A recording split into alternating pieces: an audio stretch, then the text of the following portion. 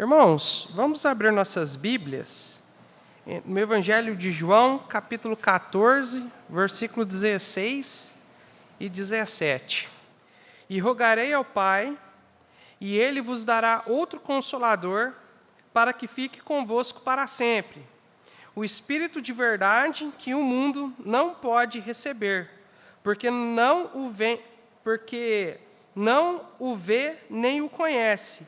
Mas vós o conheceis, porque habita convosco e estará em vós. Pai amado, Pai santo, quero pedir ao Senhor que o Senhor me revista com teu poder, para que eu possa pregar, Senhor, aquilo que o Senhor já tem colocado no meu coração. Dai-me as palavras corretas, que o Senhor me ilumine no entendimento, na exposição, e que a tua igreja esteja com seu coração aberto, que o seu Espírito tenha liberdade, iluminando o nosso entendimento. E, Senhor, que nós venhamos compreender essas verdades e praticá-las em nossas vidas. É no nome bendito de Cristo que eu peço agradecido. Amém e amém. Irmãos, a Bíblia nos revela que existe apenas um Deus. Só existe um Deus vivo e verdadeiro. Não existe dois, não existe três, mas apenas um.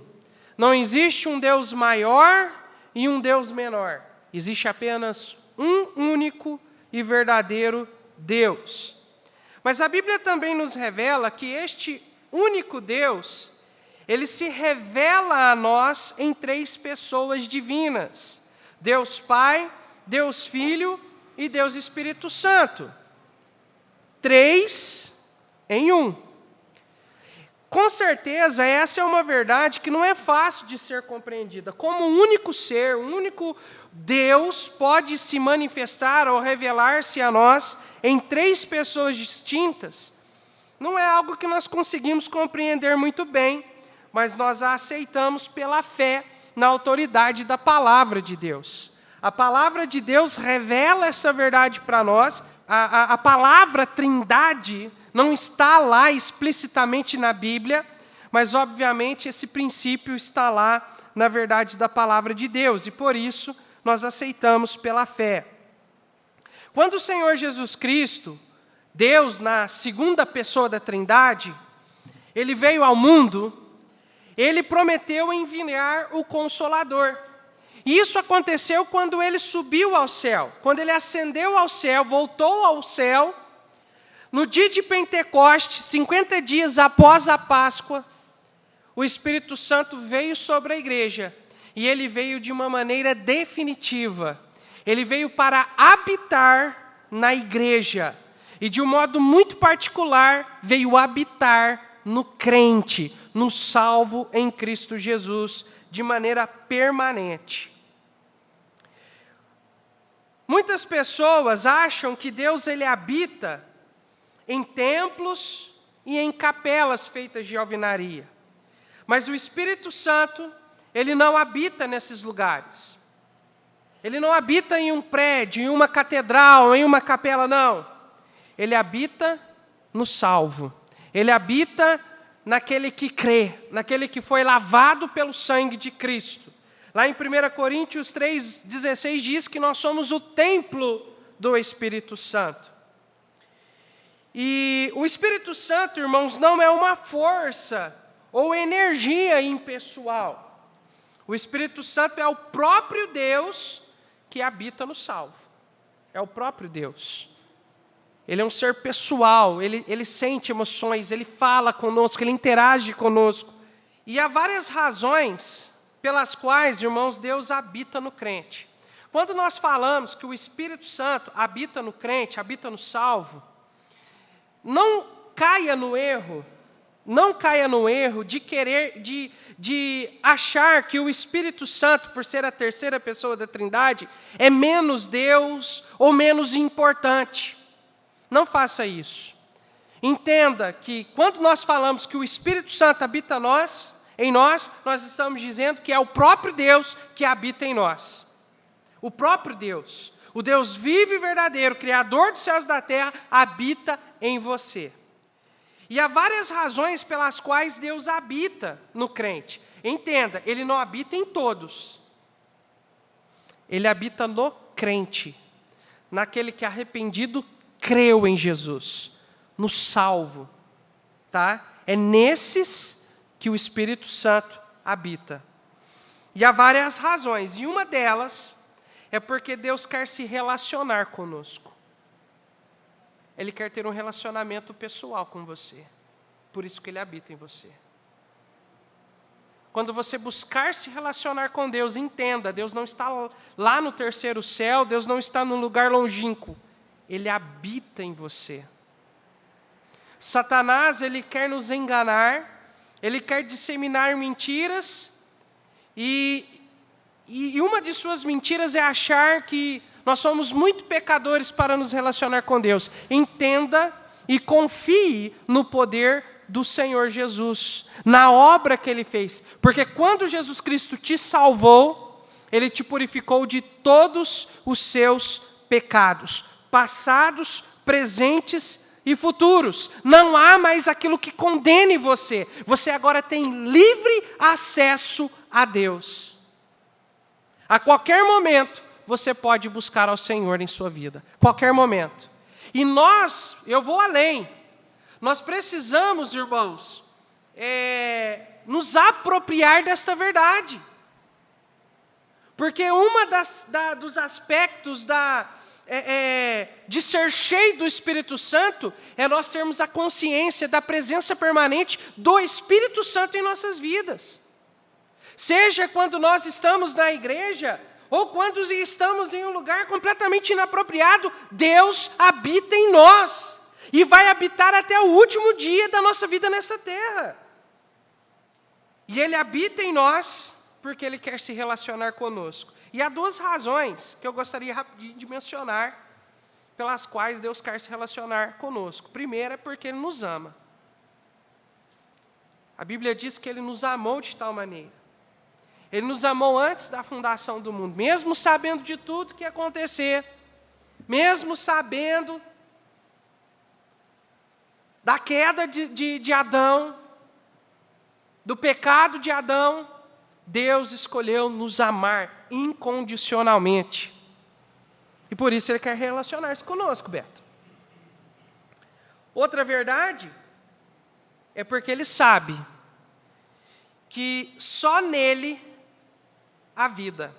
Somente no Senhor nós podemos desfrutar de uma vida abundante e da vida eterna. A ilustração aqui para a gente entender essa verdade seria o peixe. Qual que é o habitat do peixe? A água. Por causa do pecado nós estamos fora d'água. Imagina comigo, Deus sendo a água e nós sendo peixe. Nós, por causa do pecado, estamos fora da água. E a gente está naquela situação assim do peixe, quando está fora da água só. Morrendo. Buscando um fôlegozinho, mas não tem. Então Deus sabe que Ele é o nosso habitat. É nele que podemos desfrutar da vida verdadeira. E é por isso que Ele quer se relacionar conosco. Porque fora de Deus não há vida. Fora de Deus não há vida eterna e fora de Deus não há vida abundante. As pessoas dizem assim, não, mas eu não vou aceitar Jesus agora não, porque eu quero desfrutar da minha vida. Tolo. Só em Deus, só desfrutando da plena presença de Deus, da presença de Deus em nossas vidas, é que nós podemos desfrutar de verdade a vida. Amém, irmãos? Só nele podemos desfrutar a vida de verdade. Mas para que possamos nos relacionar com Deus de modo pleno, desfrutando de todas as bênçãos espirituais que resultam desse relacionamento, nós precisamos entender bem como Deus trabalha em nossas vidas. E para isso, eu quero nesta noite apresentar para os amados irmãos alguns aspectos da obra do Espírito Santo em nossas vidas, para que nós possamos entender como Ele age, como Ele trabalha, e assim possamos desfrutar da presença dEle na nossa vida, nos relacionando com Ele bem, mantendo um relacionamento saudável com Ele, para que possamos desfrutar das bênçãos que só iremos desfrutar a partir desse relacionamento. Então vejamos alguns aspectos. Nessa noite, irmãos, há vários aspectos que eu poderia mencionar, mas nós não temos tempo. Mas eu quero apresentar apenas 2 aspectos desta obra do Espírito nas nossas vidas. Em primeiro lugar, o Espírito Santo é o agente operante na salvação. Quando o ser humano pecou, quando Adão pecou, a Bíblia diz que o resultado do pecado foi o quê, irmãos? Morte. E morte nada mais é do que separação de Deus. Lembra? Se em Deus está a vida, longe de Deus encontramos morte. Por isso, irmãos, que enquanto estamos aqui sem Deus, sem Cristo, na nossa condição natural de pecadores, nós não podemos desfrutar de uma vida abundante nesta vida. A separação de Deus nada mais é do que viver aqui sem uma alegria perfeita nos nossos corações. Apenas buscando preencher esse vazio do coração através de momentos, circunstâncias, mas que não pode de fato preencher nossas vidas. A separação de Deus trouxe um vazio aos nossos corações. E nós, portanto, temos fome e sede de Deus. Nós estamos buscando algo para preencher o nosso coração, mas nós precisamos entender que o único que pode preencher o nosso coração é Jesus Cristo. É Deus, o Senhor Deus, na pessoa do Cristo, é quem pode preencher de fato os nossos corações. E quando nós, arrependidos, recebemos Cristo como único e suficiente Salvador, o próprio Deus vem habitar no crente, trazendo consigo a vida abundante e a vida eterna. Nós só desfrutamos da vida eterna porque Deus veio habitar em nós, irmãos. Ele veio habitar em nós e, portanto, se Ele é a vida, é a presença dEle nas nossas vidas que faz nos desfrutar da vida eterna e da vida abundante aqui. O Espírito Santo, irmãos, Ele é o agente operante no mundo. O Espírito Santo, Ele está agindo no mundo, trabalhando para trazer pessoas a quem? A Jesus.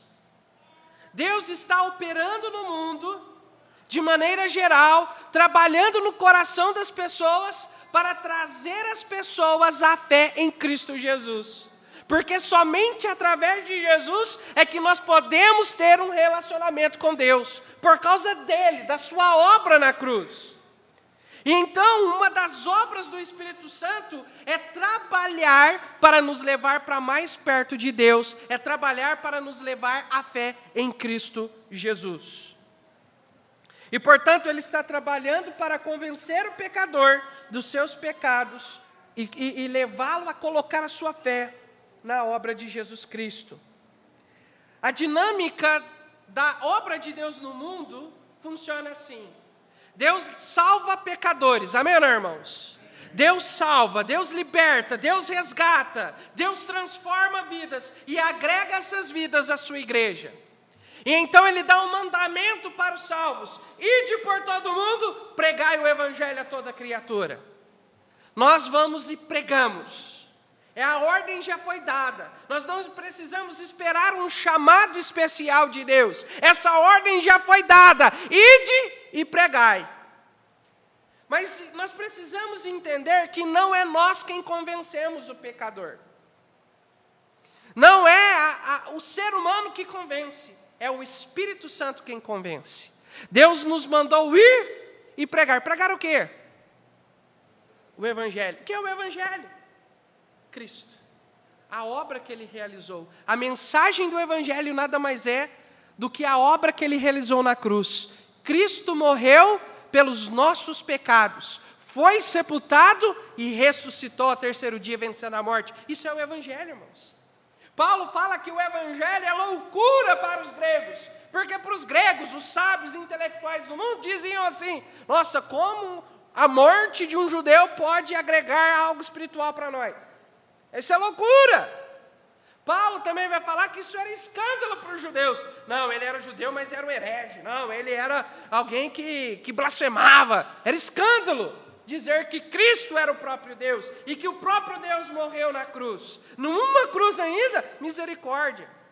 Era escândalo para o judeu. Mas Paulo afirma em 1 Coríntios, mas o Evangelho é o poder de Deus. É o poder que salva, que liberta e que transforma o pecador. Deus, Ele manda nós irmos e pregarmos. Quem convence, quem opera na vida da pessoa, conduzindo a fé a Cristo, é o Espírito Santo. A dinâmica é pregar para que as pessoas possam ouvir. As pessoas vão ouvir e, através do ouvir, vão crer e invocar o nome do Senhor. Quem opera isso na vida das pessoas, quem operou isso no seu coração, foi Deus, através do Espírito Santo, que te conduziu à fé em Cristo Jesus.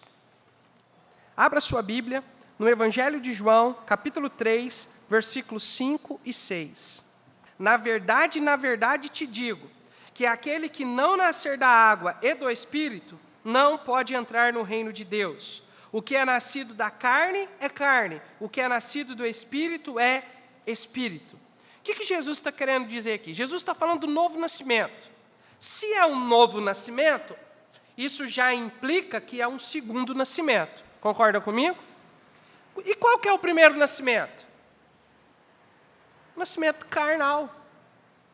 Aquele quando você veio ao mundo. Quando ele diz no versículo 5, na verdade te digo que aquele que não nascer da água, o que tem dentro do ventre materno quando o bebê está lá dentro? Ele é revestido pelo quê?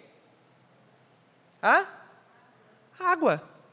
Nascimento físico. O que nascer da água e do Espírito. Porque o que nascido da carne é carne, carnal. Quem nasce a primeira vez é carnal, mas quem nasce a segunda vez é espiritual. O Espírito Santo é quem produz um novo nascimento, quem nos gera de novo em Cristo Jesus, que opera um novo nascimento nas nossas vidas. É Ele quem faz isso. Irmãos, é o Espírito Santo que nos convence da realidade do pecado, que nos traz a convicção de que somos pecadores e que precisamos de um Salvador. E é Ele que nos conduz ao novo nascimento, que nos gera de novo. Conta-se a história de um pregador americano chamado Jonathan Edwards. Ele viveu no século XVIII.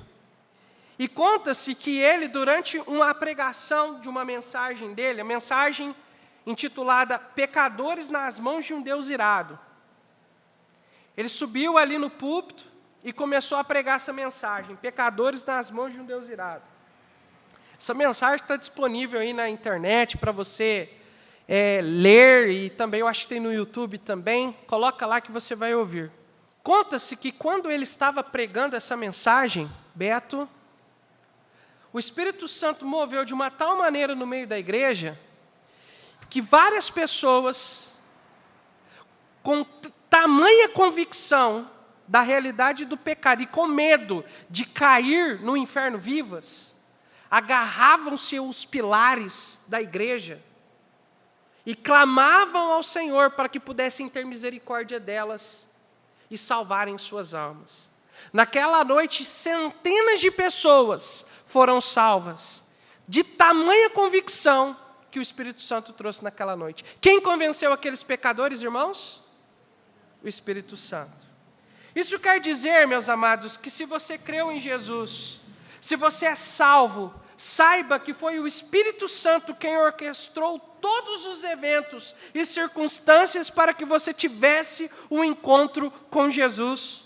Foi o Espírito Santo quem levantou pessoas para te falar de Jesus Cristo, e que foi Ele quem te convenceu dessa verdade. Foi Ele quem revelou Jesus Cristo para você. Foi Ele. Usando uma ilustração pessoal na minha vida, irmãos. Eu me converti a Cristo, eu tinha 9 anos de idade. Comecei a frequentar a igreja, eu tinha 6 para 7 anos. Porque minha avó um dia foi levar minha mãe para confessar na igreja católica, descendo a rua 6 de abril lá em Ibiraci, nos fundos da farmácia Floresta, na época, do finado senhor Sebastião, ela escutou alguns hinos e entrou. E ali minha avó conheceu Jesus como seu Salvador, e não somente a minha avó, como a minha irmã, minha mãe e eu também conhecemos Cristo como nosso Salvador. Irmãos, para que aquela igreja pudesse estar lá no momento certo, na hora certa, para que nós pudéssemos entrar e conhecer Jesus, Deus levantou um missionário americano para sair dos Estados Unidos para vir para o Brasil. Ele conta que quando Deus colocou o Brasil no coração dele, ele achava que aqui era tudo mato, era tudo índio, sabe? Onça andava nas ruas da cidade, isso para ele era Brasil. Quando ele chegou em São Paulo, que ele viu aquela grande metrópole, ele falou, vixe, como eu estava enganado. Ficou algum tempo ali em São Paulo, aprendendo o idioma, e então Deus colocou Franca, interior de São Paulo, no seu coração. Deus fez isso. Então ele começou a igreja em Franca. Sávio, 2 semanas pregando, Deus providenciou os recursos, as igrejas nos Estados Unidos ofertaram, e ele comprou um terreno grande, lá na Avenida Santa Cruz, e lá nesse terreno grande tinha uma casinha, tipo uma edícula, ele tirou as divisões de dentro, colocou o púlpito, colocou cadeira e começou os cultos. Ele fez cultos lá aberto 2 semanas, só ele e a família dele. Os meninos ouvindo o Evangelho. Na 3ª semana apareceu 40 pessoas para ouvir a palavra de Deus. E essas pessoas se tornaram os membros fundadores da Igreja Batista Independente de Franca. Deus, então, através daquela igreja, alcançou uma família em Ibiraci. E essa família, por causa dessa família, começou-se uma congregação e Deus providencialmente colocou eles nos fundos de uma farmácia, porque eles sabiam que um dia ia passar uma família ali, que já estava no fundo do poço, destruída de várias maneiras que vocês imaginarem, e que careciam de Jesus. E naquele dia, naquele momento, na hora certa, nós passamos ali, e nós entramos, e nessa igreja nós conhecemos Jesus como nosso único e suficiente Salvador. É por isso que eu amo a Igreja Batista. Eu sei que igreja não salva, quem salva é Jesus. Mas eu amo a Igreja Batista. Irmãos, tudo isso é o Espírito Santo quem estava orquestrando tudo isso. Era o Espírito Santo foi o Espírito Santo quem chamou o pastor Roberto para vir para o Brasil, foi o Espírito Santo que conduziu o pastor Roberto para Franca, foi o Espírito Santo que conduziu a igreja do Senhor Jesus em Franca para começar um ponto de pregação em Ibiraci, e foi o Espírito Santo que convenceu a família Carrijo naquele dia de receber Cristo como seu único e suficiente Salvador. Meus amados, isso quer dizer que é o Espírito Santo que orquestrou todas as coisas para que essa igreja pudesse estar aqui e para que você, hoje à noite, pudesse estar aqui louvando o Deus vivo e verdadeiro, porque o Espírito Santo te trouxe até aqui. Essas verdades, irmãos, trazem alegria e gratidão aos nossos corações. Uma alegria que não depende de circunstâncias. Uma alegria que não depende, irmãos, que não vem de nós mesmos, mas uma alegria que vem do próprio Deus que habita em nós. Quanto tempo a dona Senhorinha Dias procurou essa alegria e não encontrou? Quanto tempo a dona Ivonete procurou essa alegria e não encontrou? Mas elas encontraram essa alegria em Jesus Cristo e no Deus a quem elas servem. E por causa disso, hoje a minha avó está no céu, desfrutando da presença de Deus, porque a Bíblia assim nos promete. Meus amados irmãos, nós precisamos de alegria na nossa vida. Nós queremos alegria. Sávio, nós precisamos dessa alegria. Mas essa alegria, o Palmeiras não pode dar para a gente. Futebol não pode, esporte não pode. Relacionamentos, quantas pessoas saem de casa, aventuram-se em um relacionamento, querendo encontrar alegria. Mas vou dizer, você não vai encontrar alegria no casamento. Porque você não casa para ser feliz, você casa para fazer o outro feliz. Essa é a missão do marido, fazer a esposa feliz. A missão da esposa, fazer o marido feliz.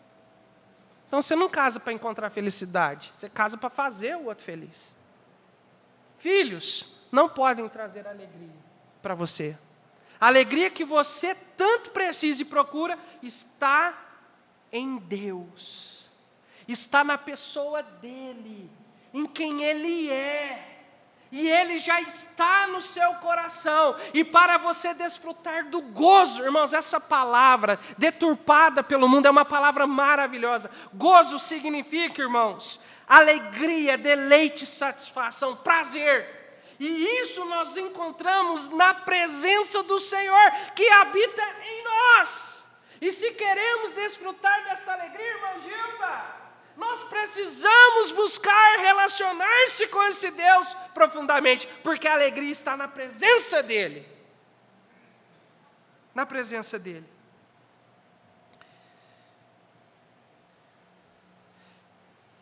E a alegria é resultado dessa salvação, é resultado da presença de Deus nas nossas vidas.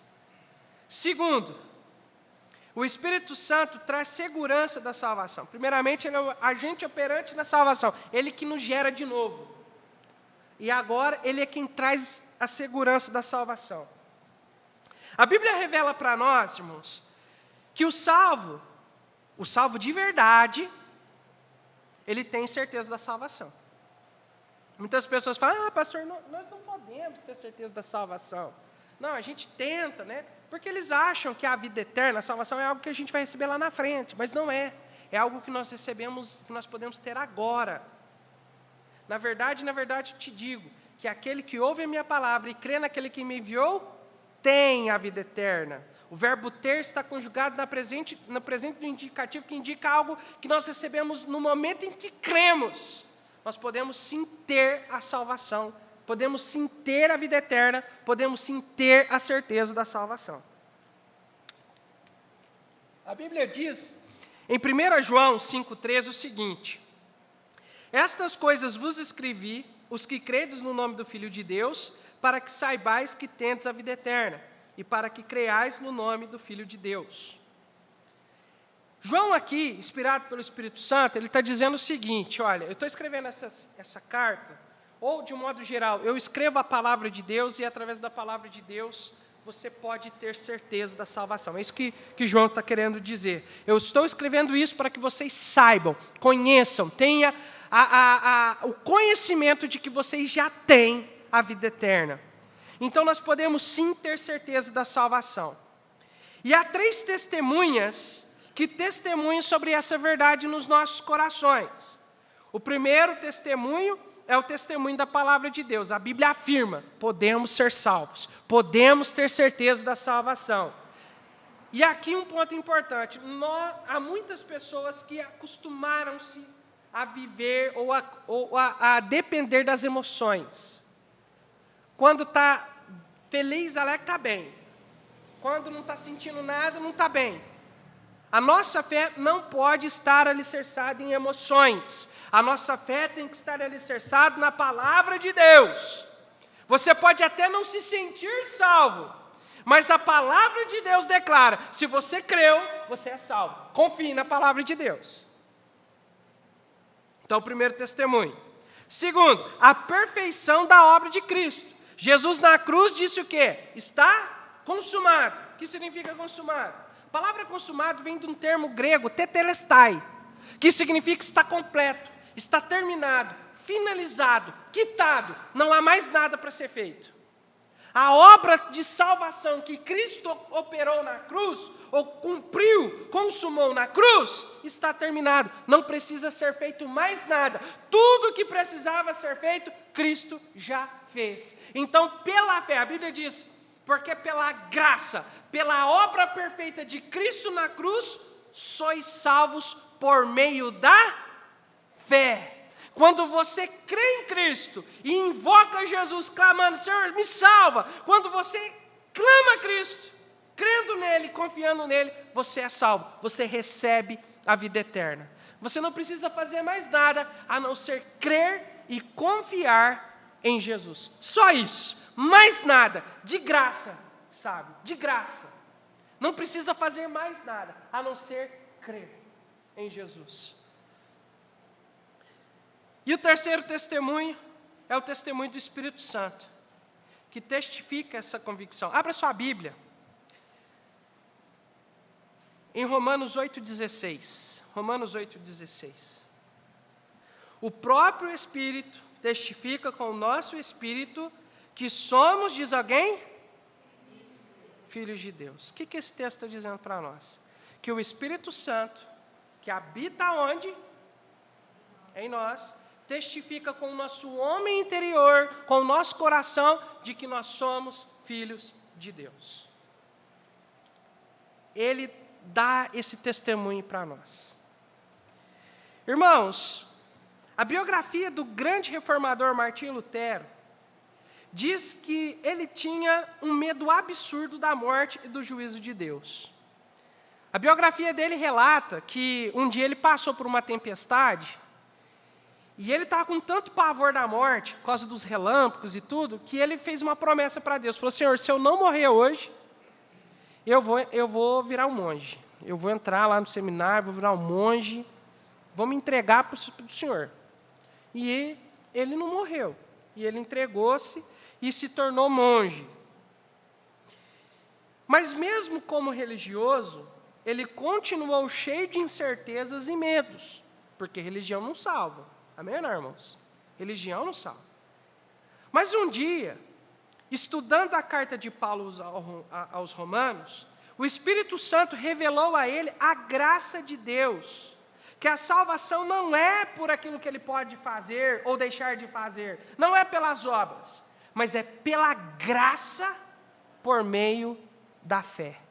O que é graça, irmãos? É receber aquilo que nós não merecemos. Nós merecemos o inferno, condenação, mas Deus decidiu nos oferecer sua graça. Ele nos dá salvação em Cristo Jesus. Ele nos dá algo que não merecemos, que é a salvação, que é vida eterna. Então, irmãos, por meio da fé ele entendeu, olha, a salvação é pela graça por meio da fé. E ao crer e confiar em Jesus, Martinho Lutero, pela primeira vez, experimentou a paz de Deus em seu coração. Nós sabemos que ele fez bastante coisa errada depois disso. Houve bastante equívocos. Mas ele experimentou a paz de Deus. E é exatamente isso que a segurança da salvação traz ao coração do crente. Traz paz. E como nós carecemos de paz em nossos corações. O pecado trouxe conflito. O pecado trouxe instabilidade. Mas Deus traz paz ao nosso coração. A minha certeza, a minha paz não vem de mim mesmo, não vem das circunstâncias ao meu redor, mas vem do próprio Deus que habita aonde, irmãos? Que habita em mim, que habita em você. A paz vem dele. Nós não temos, irmãos, medo da morte, eu não tenho medo do inferno, eu não tenho medo do juízo vindouro de Deus. Não porque eu sou perfeito, não porque mas você é santíssimo. Não, irmãos, não é por causa disso não. Não é porque eu sou alguma coisa não. Mas é porque eu confio em Jesus e na obra dele, que são perfeitos. Então o Espírito Santo me dá segurança. E então ele me dá paz no coração. Eu não temo a morte, eu não temo o inferno, porque o Espírito me dá segurança e paz na obra do Espírito, na obra do Senhor Jesus Cristo, na cruz do Calvário. E se nós queremos desfrutar da paz de Deus, é no Senhor que precisamos buscar essa segurança. Amém, irmãos? Essa segurança é resultado de confiar. Irmãos, para nós desfrutarmos dessa paz, precisamos confiar na palavra e precisamos confiar em Deus. Precisamos confiar na obra de Cristo e precisamos confiar na presença de Deus nas nossas vidas. Então vamos desfrutar de paz. O salvo em Cristo é habitado pelo Espírito Santo e isso resulta em maravilhosas bênçãos na vida dos salvos. E nós vimos duas dessas bênçãos, a salvação e a certeza da salvação. São duas coisas que é resultante, que é a obra do Espírito Santo nas nossas vidas. E já indo para a conclusão, irmãos, se você não tem paz e alegria na sua vida, se você não tem certeza da salvação, se há dúvida no seu coração, pode ser duas coisas. Primeira pode ser pecados inconfessos. E como que eu sei que é só pecados inconfessos? Porque em algum momento você teve paz. Em algum momento você teve alegria no seu coração. Você desfrutou da doce presença de Deus, mas hoje você não tem alegria.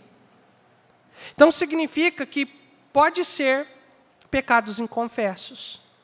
Porque o que acontece? O pecado, irmãos, ele caleja nossos corações. Lembra? O Espírito Santo habita em nós. Habita na minha vida, no meu coração.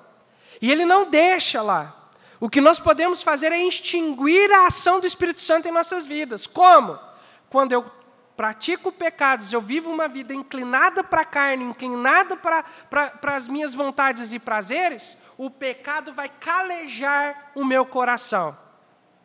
E é isso que o pecado faz no coração do crente. Ele caleja o coração do crente para que o crente não possa sentir a ação do Espírito Santo na sua vida.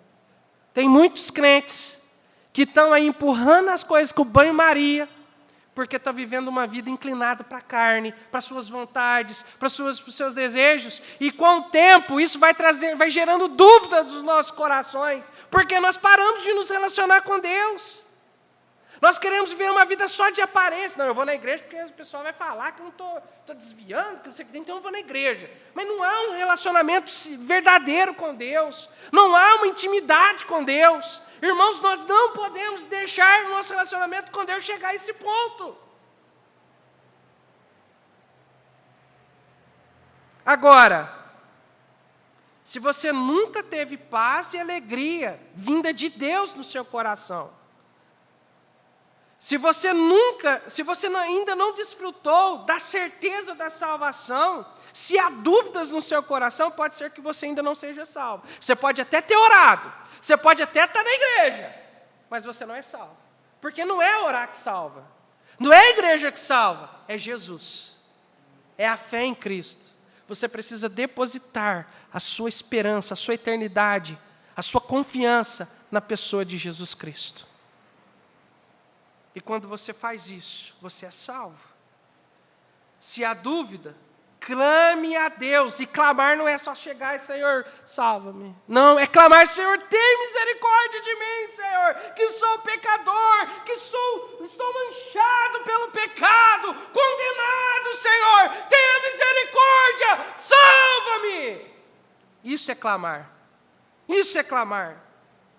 Clame perdão dos seus pecados e clame a Jesus para que Ele tenha misericórdia de você e para que Ele inunde seu coração, abunde seu coração desta certeza que Ele mesmo, na pessoa do Espírito Santo, traz ao seu coração. Agora, se você é salvo, aprenda-se a deletar-se na presença de Deus. A maior bênção do salvo, a maior bênção do crente em Cristo Jesus, não é riqueza. Quantos crentes estão buscando ficar rico? Quantos crentes estão buscando Deus para ser próspero? Está buscando Deus para ter saúde? Aí quando vem as enfermidades, fica lá desesperado. Oh meu Deus, o Senhor não me ama, Senhor. Não, irmãos. A maior bênção do crente é a presença dEle nas nossas vidas. Quando Deus se apresenta para Abraão, em Gênesis 15:1, Ele diz: não temas, Abraão, não tenha medo, Abraão, eu sou o teu escudo, o teu grandíssimo galardão. A maior bênção do salvo é desfrutar da presença de Deus nas nossas vidas. Um tempo atrás eu li um devocional, fiz um devocional, sabe? Aquele devocional de Spurgeon. E Spurgeon ele vai dizer o seguinte, que a maior promessa de Deus para o crente é quando ele diz, eu serei o teu Deus. Vocês entendem a implicação disso, irmãos? A Bíblia diz que sem Cristo, nós estávamos longe de Deus, estávamos mortos para Deus. Olha a condição, hein? Essa é a Bíblia que diz. A condição do ser humano sem Jesus. Estávamos longe de Deus, separados de Deus, mortos para Deus, e a Bíblia completa, distante das promessas e como inimigos de Deus. Mas agora, por causa de Jesus, Deus promete para nós que Ele será o nosso Deus. Agora Ele por meio de Jesus, Ele nos faz participantes das promessas de Deus, participantes do reino celestial. Isso é maravilhoso, irmã Gilda. Saber que eu sou participante de tudo aquilo que Ele fez, mas por causa dEle, de quem Ele é e do que Ele fez por nós. Ele é a razão de tudo isso, irmãos.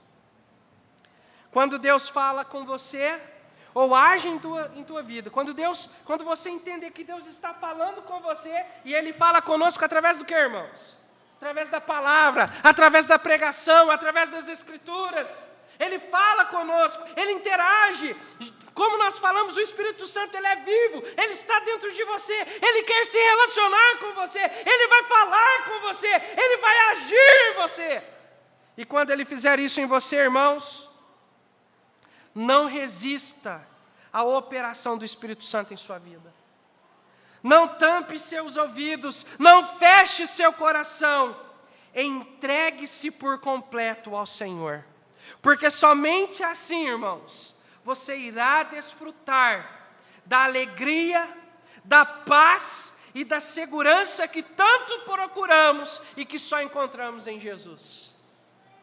Só nele. Como eu disse no começo da mensagem, as pessoas estão dizendo, não, eu não vou aceitar Jesus porque eu quero aproveitar a vida. Aproveitar a vida para eles é desfrutar do pecado, da imoralidade, da depravação, das trevas que habita neste mundo. Mas para nós, desfrutar a vida é desfrutar da presença de Deus na nossa vida, é desenvolver um relacionamento pessoal e íntimo com o Senhor. O prazer do crente é estar na presença de Deus, orando e buscando ao Senhor, é estar buscando Ele, é ouvir a sua doce voz e ouvir Ele agindo e trabalhando nas nossas vidas. Aprenda a desfrutar deste relacionamento com Deus. A paz, a alegria que você tanto procura, você só vai encontrar no relacionamento com Deus. Ele está aí, agora, trabalhando na sua vida, falando com você. Talvez, esse tempo todo que eu estou pregando, o que Ele está agindo na sua vida, talvez eu nem mencionei, mas Ele está usando isso para trabalhar, para falar com você. Você está com seus ouvidos abertos? Você está com seu coração aberto? Como está o seu relacionamento com Deus? Você está pronto para desfrutar da paz? Pastor, eu não tenho paz, pastor. Eu não tenho alegria. Eu sou salvo, eu tenho certeza disso. Eu creio em Jesus, mas eu não estou desfrutando da paz. Então aprenda-se a desfrutar do relacionamento com Deus, da presença de Deus na sua vida. E então você vai desfrutar da paz, da alegria e da segurança.